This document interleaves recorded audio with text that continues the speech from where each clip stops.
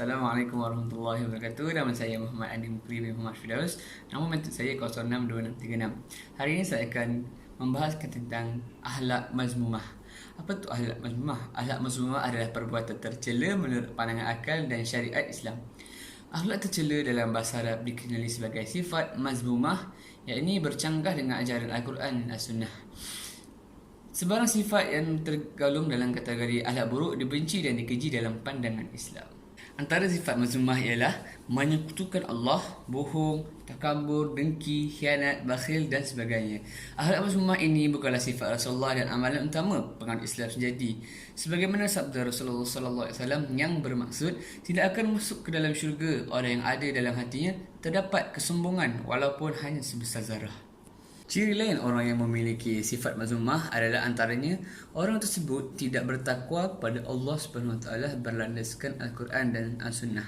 Orang itu tidak mengharapkan redha Allah dan mengingkari segala larangannya. Orang itu juga tidak menjadikan Islam sebagai sumber akhlak. Antaranya mereka sering marah, hasad dengki dan bertengkar, memfitnah, mengumpat, kedekut, sombong dan bangga diri. Segala-gala yang disebutkan tadi adalah sifat yang tidak seharusnya ada dalam diri seorang Muslim. Assalamualaikum warahmatullahi taala wabarakatuh. InsyaAllah pada hari ini saya akan membicarakan mengenai dua sifat mazmumah yang wajar dielakkan oleh umat Islam di seluruh dunia, iaitu bakhil dan hasad. Sifat bakhil ini merupakan penyakit jiwa yang sedang melanda manusia, khususnya membabikan umat Islam. Sifat bakhil ini menyebabkan manusia merasa sayang terhadap apa yang dimilikinya untuk diberikan kepada orang lain. Hadis daripada Abu Hurairah radhiyallahu anhu berkata, Nabi SAW bersabda, salah satu tanda kiamat ialah meluasnya sifat kedekut. Hadis riwayat At-Tabrani. Gambaran menerusi hadis ini menjelaskan bahawa keadaan manusia akhir zaman akan diselubungi oleh sifat kedekut yang berleluasa sehingga memberi kesan kepada keseluruhan kehidupan mereka. Penyakit jiwa yang melanda manusia ini menyebabkan rezeki kurniaan Allah yang sepatutnya diagihkan kepada orang yang memerlukan tidak dapat dilaksanakan. Oleh itu, kita harus mencegahnya dengan antaranya memperbanyak ibadah kepada Allah Subhanahu Wa Taala supaya kita ingat bahawa harta di dunia ini hanyalah titipan ataupun pinjaman daripada Allah. Kemudian kita haruslah membelek dan merenungkan hadis-hadis yang mengecam perilaku bakhil dan memuji sikap dermawan. Kemudian sifat yang kedua iaitu hasad, yang diambil daripada kalimah Arab yang diterjemahkan sebagai dengki. Orang pertama sekali yang melakukan dengki di dunia ini ialah anak Nabi Adam, iaitu Qabil, ketika dia dengki terhadap saudaranya Habil sehingga berlaku pembunuhan.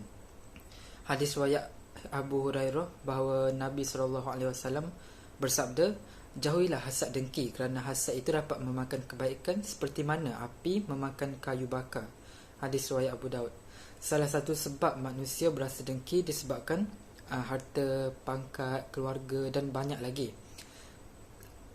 Agama Islam ini sangat mengutamakan pendidikan akhlak, kerana itu Nabi Muhammad dan Nabi-Nabi lain diutuskan ke muka bumi, iaitu untuk menyempurnakan akhlak.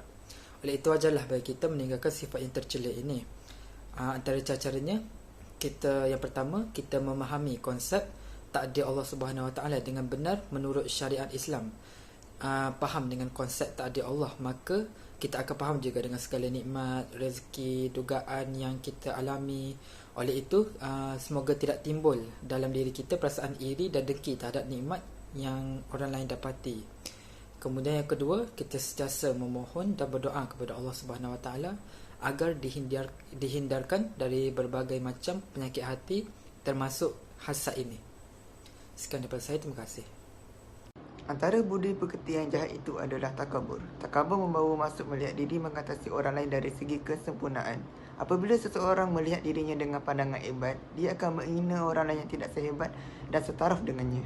Orang ini akan melihat kebenaran itu sebagai sesuatu yang mencabar kedudukannya dan memperkecilkan statusnya. Bencana yang dibawa oleh penyakit takabur amat besar akibatnya kepada Islam, negara dan juga masyarakat. Penyakit ini bukan sahaja memusnahkan golongan yang memerintah, bahkan juga pernah merosakkan para ulama dan ahli-ahli ibadah. Antara penyakit hati yang paling diguruni kerana kemampuannya boleh meruntuhkan umat ialah asad. Asad atau istilah mudahnya dalam bahasa Melayu ialah dengki. Menurut Imam Al-Ghazali dalam kitab Masnun Ihya Ulumuddin, asad ialah satu perasaan Iri hati yang inginkan nikmat atau kelebihan yang ada pada orang lain terhapus atau tidak berkekalan. Seseorang yang mempunyai penyakit hasad seringkali merasai tidak tenang dalam dirinya kerana sikap yang tidak berpuas hati sehingga melihat apa yang dimiliki orang lain terhapus daripadanya. Sebab itulah penyakit hasad biasanya akan membawa kepada perlakuan buruk seperti kata mengata, jatuh menjatuh, fitnah memfitnah, umpat mengumpat hinggalah menyemaraknya perasaan benci membenci di dalam masyarakat. Assalamualaikum warahmatullahi wabarakatuh.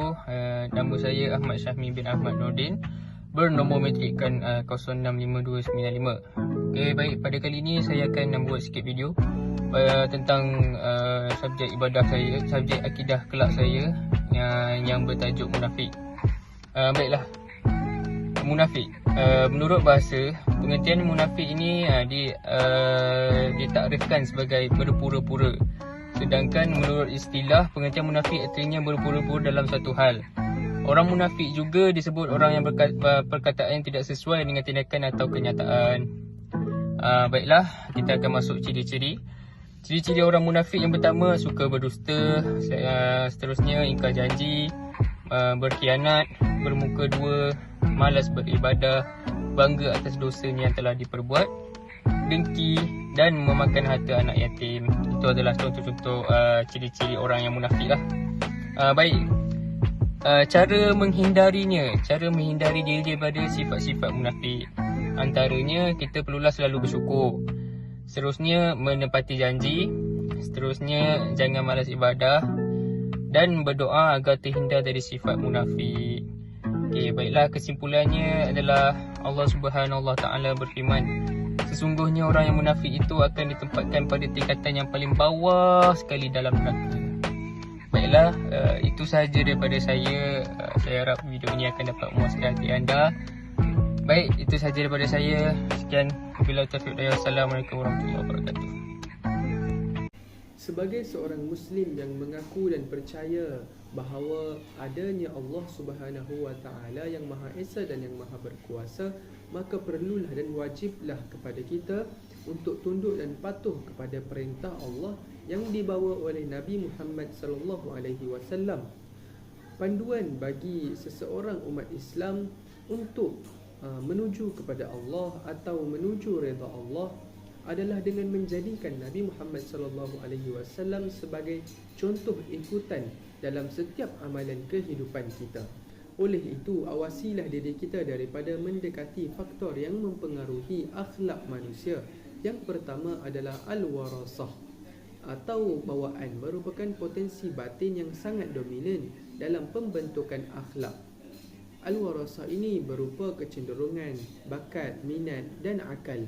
Selain itu, faktor yang kedua adalah al-bi'ah atau pengaruh lingkungan, mulai dari lingkungan sosial terkecil seperti keluarga hinggalah lingkungan masyarakat. Lingkungan pendidikan merupakan faktor yang sangat penting untuk membina dan membentuk sahsiah dan akhlak yang bagus. Manakala faktor yang terakhir untuk membina dan membentuk akhlak dipengaruhi oleh gabungan faktor internal iaitu al-warasah dan faktor eksternal iaitu al-bi'ah.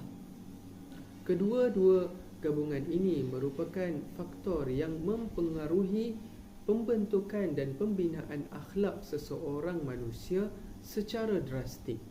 Konklusinya, terapkanlah adab dan akhlak Nabi Muhammad sallallahu alaihi wasallam sebagai amalan harian diri agar tidak terjerumus ke dalam golongan yang kurang adab dan akhlak.